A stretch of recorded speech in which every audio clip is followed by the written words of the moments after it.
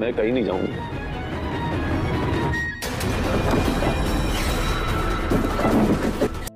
পরিবারের সবার চাপে এবং অভয় নিজের ভুল বুঝতে পেরে এবার শ্রদ্ধাকে ফিরিয়ে আনতে যাবে। তবে এবার যাবে কিন্তু ভিন্ন রূপে। কিন্তু কিভাবে যাবে অভয়, বা অভয়কে নিয়ে আসতে পারবে শ্রদ্ধাকে?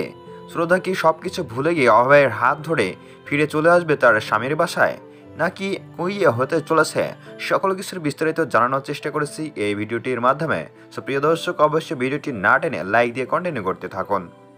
আগামী নতুন পর্বতে আমরা দেখতে পাবো যে অভয় মাদকদ্রব্য পান করে শ্রদ্ধার আম্মুর বাসায় গিয়ে হাজির হয়, অভয়ের শ্বশুর বাড়ি গিয়ে হাজির হয় এবং সেখানেই থাকে শ্রদ্ধা।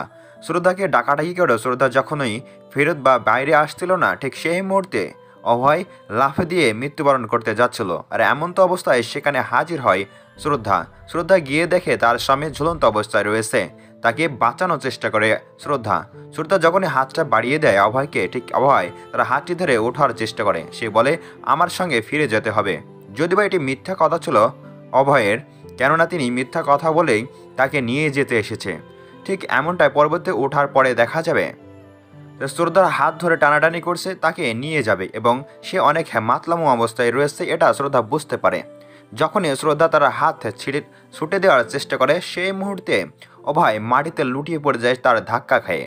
ঠিক এমনটাই হতে চলেছে আগামী পর্বে। শেষ মুহূর্তে দেখা যাবে যে অভয়কে রুমের মধ্যে শুয়ে দিয়েছে শান্তশিষ্টভাবে, কেন তিনি মাতাল অবস্থা রয়েছেন, মাদকদ্রব্য পান করেছেন।